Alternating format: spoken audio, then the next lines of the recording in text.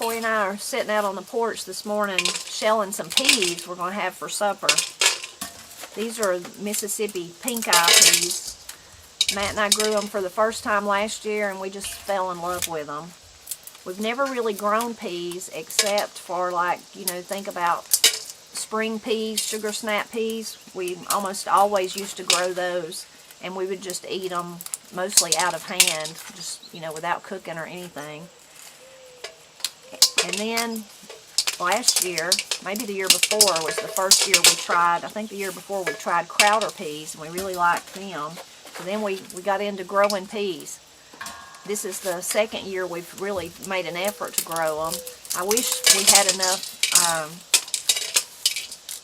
area. I mean, mostly the thing that we grow to preserve that we eat all winter long is green beans. This makes up a huge part of our diet, green beans do. So I wish we had that much area to dedicate to peas too, and we could grow enough to actually can and enjoy them longer that way. Mostly we've just been eating them fresh. Now once they're dried, they are easy to store. The year we grew Crowder peas, we stored them, mostly the extra ones like that. We just dried, and then in the winter we just reconstituted them and cooked them that way.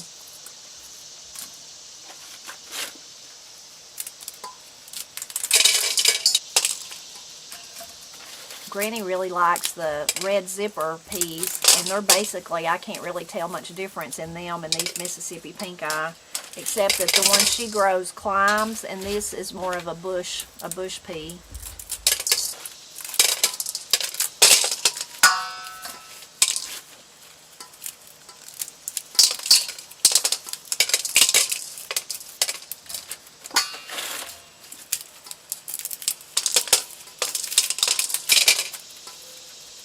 Another thing we really started trying to grow last year was butter beans.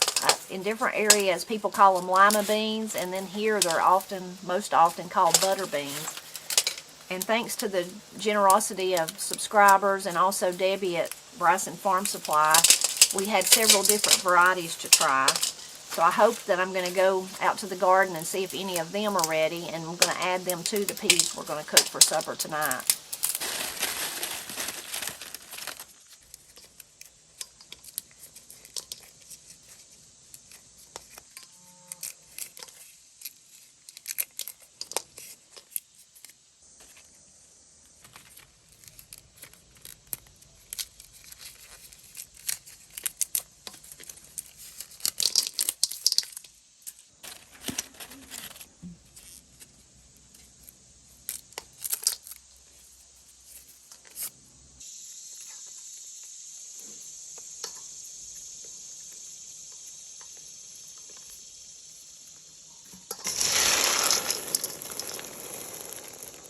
So I come up here to grab some butter beans. These are from Cherokee. This is a seed that Debbie shared with me. So I'm going to pick some of them. Look at that little bitty one right there. And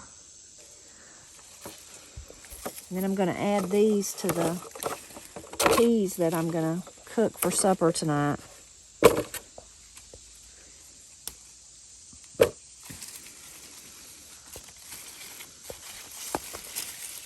Here's one that should have already been picked. Let's see what it looks like. Ooh, pretty. Ooh. Pretty beans. Butter beans. Lima beans, some people call it. In our area, they're called butter beans. And when they're cooked, let me tell you, they do just melt like butter. Let's compare them to one of these. I'm going to break this one open. Ooh, different one. Aren't these pretty? So these growing beside these are Bill Mathis. Bill Mathis is the name of the person who shared with Debbie, and I think these are the Bill Mathis. That other one is the Cherokee. Wow. Beautiful.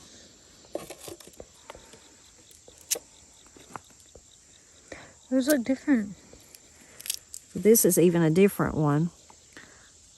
Isn't that pretty?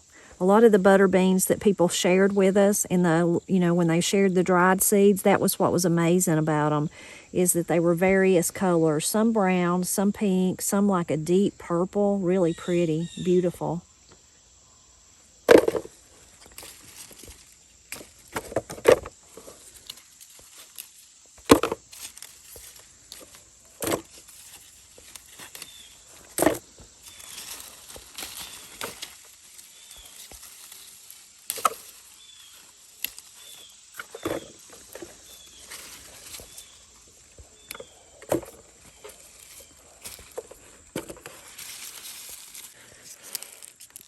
While I'm up here, I'm going to check on these are the, oh, aren't they beautiful?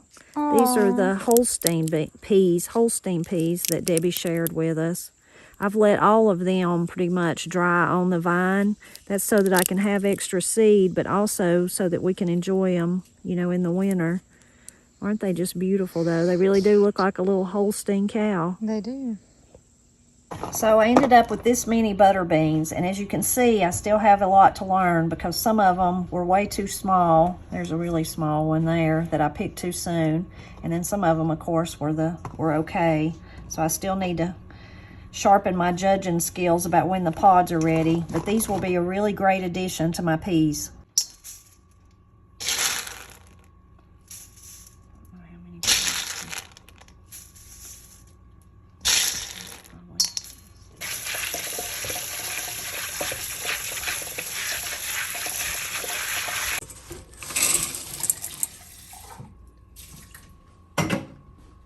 I'm gonna add some of those butter beans. I'm gonna share some with Granny too, and then I may put these other peas I'll put in the freezer so we can eat those later.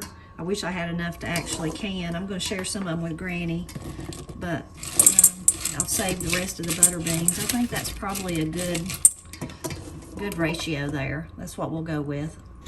Okay, I've got a piece of bacon I'm gonna cut up, and that's what I'm going to season it with. Add some salt. Add just a dash or two of pepper.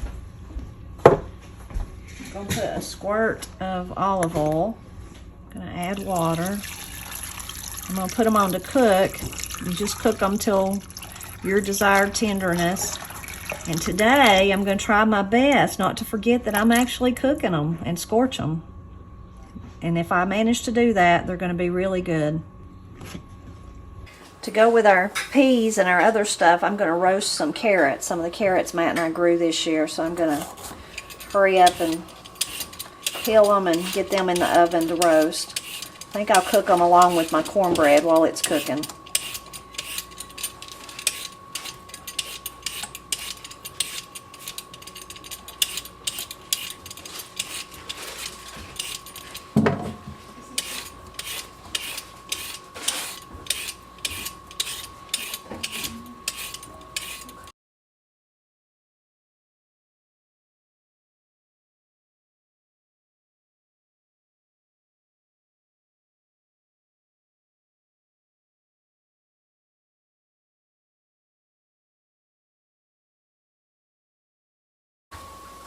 And to roast them, I'm just going to put some olive oil, not too much. Dump them out on the pan. We eat a lot of roasted vegetables. We love roasted potatoes and beets and butternut squash. And whoops, threw one in the floor. I'll have to get that. And also green and white striped cushaw, pumpkin, sweet potatoes, of course onions. I'm sure I'm leaving something out, but all those things. When it comes to seasoning, we go very simple. Most of the time just salt and pepper, maybe some garlic salt or garlic powder.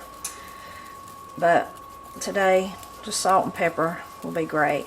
And the carrots just have a natural sweetness. You can also drizzle honey on them. That's really, really good. In fact, I'm tempted to do that. I don't think I will though. We're going to have corn, sweet corn. And the carrots are already sweet, so I think I'm just going to do them just like this. And I'll roast them at 450 for at least 20 minutes, maybe a little bit longer than that, maybe 25 or 30, just till they get soft and kind of caramelized around the edges. So the next thing I'm going to worry about is my Malabar spinach. I'm going to give it a quick rinse. While I was out there harvesting some of it, I couldn't resist getting some of the tommy toes that were hanging nearby, so I'll have to wash those up too.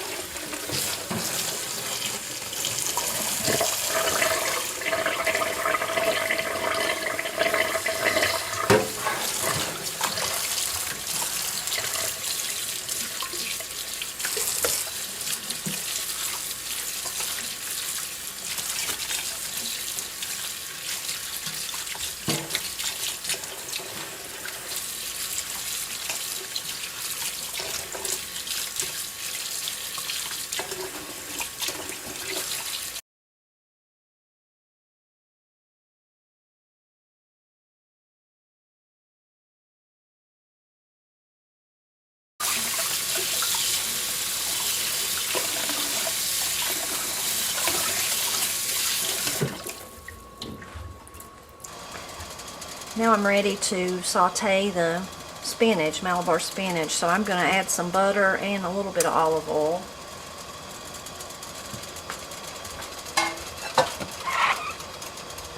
Now my spinach is still wet, so there may be some popping and snapping when I first put it in. And you can chop it up, but I usually don't. And you could also use bacon grease. Sometimes I use bacon grease instead of the butter and the olive oil, but since we've got the peas with the bacon flavor in them tonight, I'm just going to use the butter and olive oil.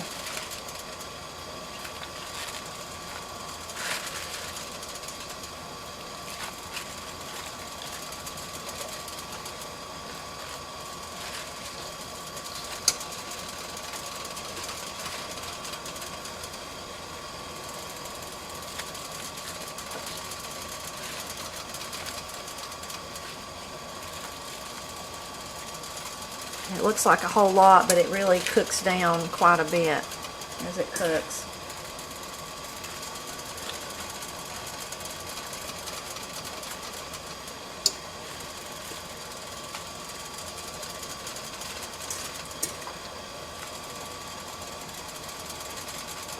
Whoops, I can quit throwing them out.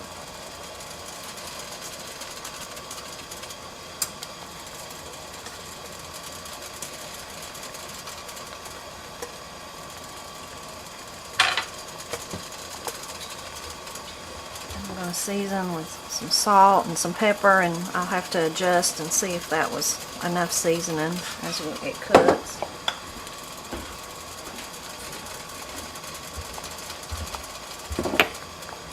Malabar spinach is something we really love to grow, and we really like it. I like to eat it raw in salads. I like to eat it cooked like this. I like to eat it in soups and stews and things. Some people do not like it because as it gets larger, it has these little leaves are really tender, but as the leaves get bigger, they do get tougher. And then it also has like the little kind of sliminess texture to it that okra has. If you cook it like this though, or in soups and stews, you don't notice that at all. It's just like regular spinach. But if you eat it raw, you will notice that. It's a different little mouthfeel, and some people like it and some people do not.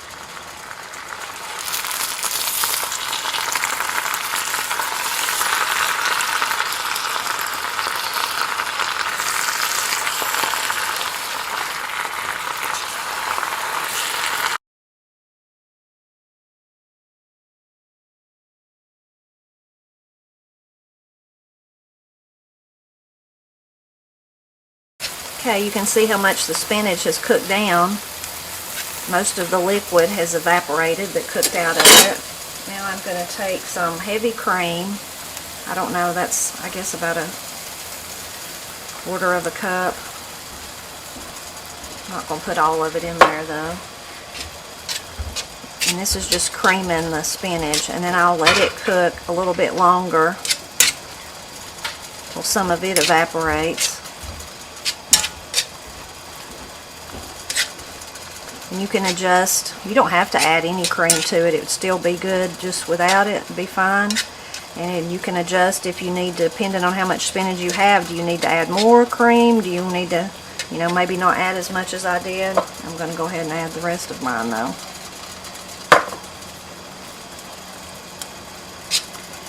And as it cooks, it will thicken slightly, but it won't get very thick.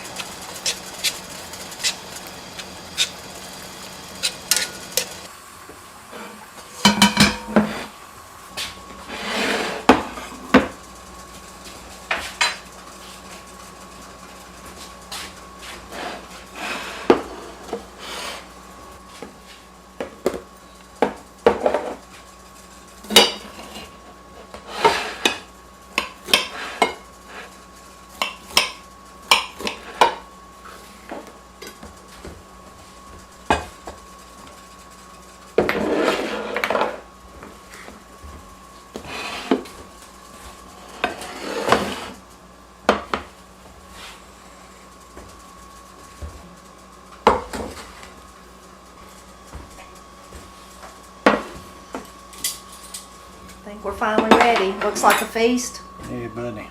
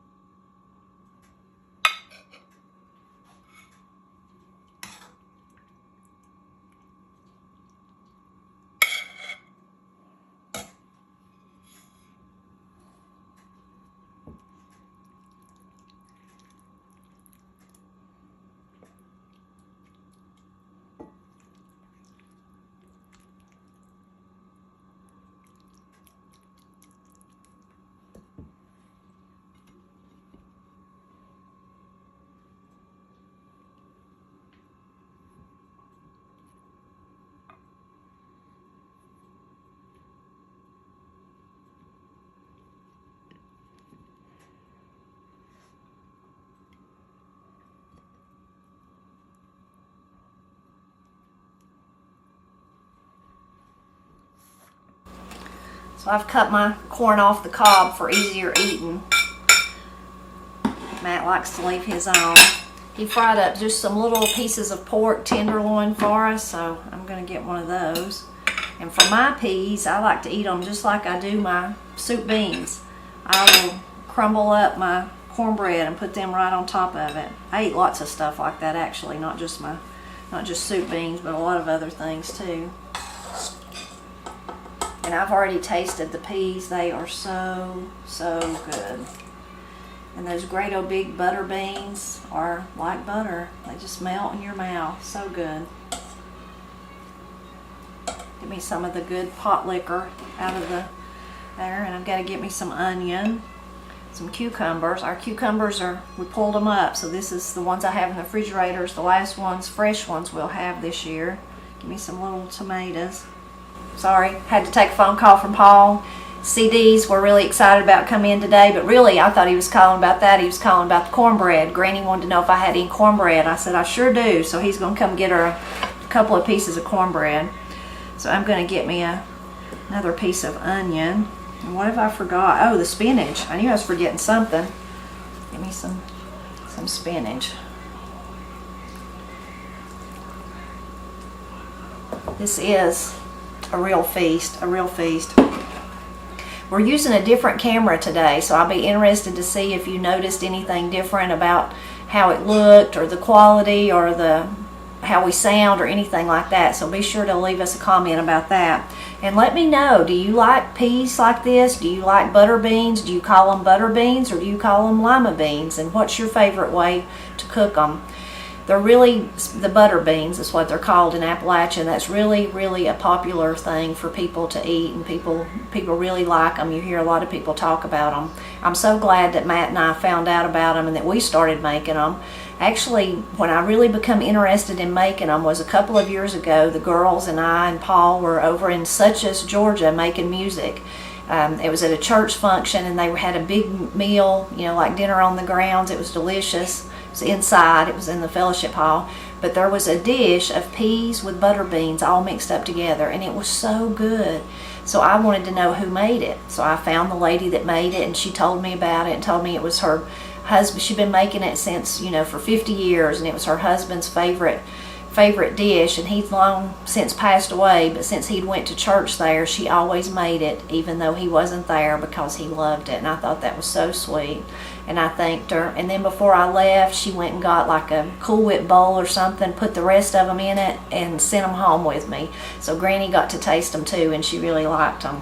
So since then, I've been on the march to actually grow my own, and for the last 2 years I've done that, grown the butter beans and the peas, and I'm so excited and hope to continue doing that. I would love to grow enough so that we could actually can them the way that we do all the green beans that we eat. As always, I'm always glad when you stop by to help me celebrate Appalachia, whether I'm making a summertime supper. I forgot to say the corn, fresh corn just picked this morning. We don't get to grow corn anymore. Our garden's just not situated right with it for the sun, but it was just down the road, just a ways down the road, a farmer grew it. So I'm really excited about that. Of course, the cucumbers and the onions and the peppers, I don't think Matt got a pepper. He probably didn't even notice them. And all that come out of our garden. And the carrots. I forgot the carrots. How did I forget the carrots? I gotta go. Gosh. Matt? I forgot the carrots. You gotta come back and get carrots. I can't believe I forgot the carrots. A good thing I was describing everything we had ate. At least I did turn the oven off so they did not burn. I remembered that part. I was just keeping them in there to warm. There. I was saying everything that we had come out of our garden. I said carrots, and then I'm like, I don't even have any carrots. We can eat on the carrots and the rest of this for several days. Is that enough? Yeah, it's plenty. One more. Okay. Yeah. Now. So, as always, we are grateful when you stop by to help us celebrate Appalachia, even when I forget part of the food that I cooked.